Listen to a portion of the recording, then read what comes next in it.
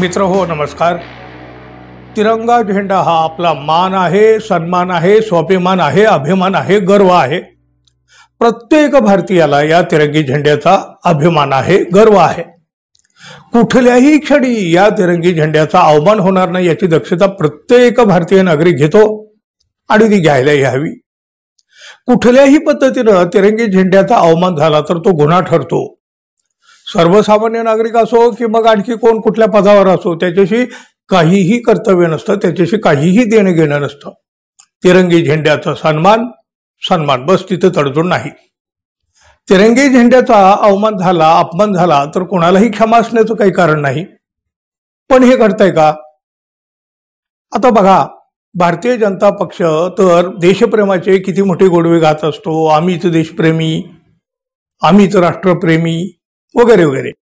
अर्थात भाजपाचं देशप्रेम हे वेगळे आहे, नाटकी आहे, नकली आहे, अशा प्रकारचे आरोप विरोधक नेहमी करीत असतात। आता मात्र या आरोपांना बळकटी देणारी, देशप्रेमी नागरिकांना धक्का देणारी आणि देशाला लाज वाटणारी एक अत्यंत संतापजनक घटना समोर आली आहे। राजस्थानमधील आमदार बालमुकुंदाचार्य यांनी केलेला एक प्रताप चीड आणणारा ठरलेला आहे। विशेष म्हणजे बघा, हे आमदार महोदय भारतीय जनता पक्षाचे आहेत। या आमदारानं तिरंगी झेंड्यानं आपलं नाक पुसलं, आपलं तोंड पुसलं। ऑपरेशन सिंदूर यशस्वी झालं म्हणून भाजपानं तिरंगा यात्रा काढली। आता बघा, अशा घटनांचा सुद्धा राजकीय फायदा उठवला जात असल्यामुळे तिरंगा यात्रा आधीपासूनच वादात तर सापडली आहे। आणि त्यातच याच तिरंगा यात्रेमध्ये सहभागी झालेल्या भाजपाच्या आमदाराचा हा प्रकार समोर आलाय।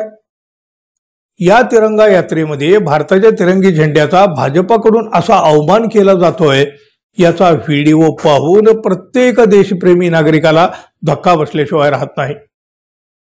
भाजपाचे राजस्थान मधले हे आमदार बालमुकुंदाचार्य हे या तिरंगा यात्रेमध्ये सहभागी झाले होते। ऑपरेशन सिंदूर पराक्रम अभूतपूर्व असा मजकूर लिहिलेला एक फलक त्यांच्या हातात आहे, एक गदा आहे आणि एका हातामध्ये भारताचा तिरंगा सुद्धा त्यांच्या हातात आहे। या यात्रेत चालता चालता या आमदार महोदयांनी आपलं नाक पुसण्यासाठी तिरंगी झेंड्याचा वापर केला। पुन्हा त्यांच्या लक्षात आलं किंवा त्यांना बाजूच्या कोणीतरी त्याचा तिरंगा घेतला आणि दुसरा फडकं दिलं आणि मग पुन्हा त्या दुसऱ्या फडक्यानेही त्यांनी आपलं नाकतोंड पुसलं। असं हे सगळं या व्हिडिओमध्ये पाहायला मिळतंय। अगदी प्रचंड संताप आणणारा हा व्हिडिओ आहे। कुठलाही देशप्रेमी नागरिक खवळून चवताळून उठल्याशिवाय राहत नाही। तिरंगा यात्रा आणि नाक तोंड पुसण्यासाठी तिरंगी झेंड्याचा वापर, अहो किती विटंबना, केवढा हा अपमान। देशप्रेमी नागरिकासह राजस्थान काँग्रेसने देखील याचा निषेध केला। या आमदारांनी माफी मागावी अशी मागणी देखील केली आहे। खरं तर एवढा मोठा अपराध आहे हा की तो अशा कुठल्या माफीवर वगैरे थांबवू शकत नाही। पण तरीही भाजपाच्या या आमदारांना यावर साधी माफी मागावीशी वाटलेली नाही। माफी तर मागितली नाहीच नाही, उलट आपल्या कृतीचं अत्यंत लंगड समर्थन या आमदार महोदयांनी केलंय।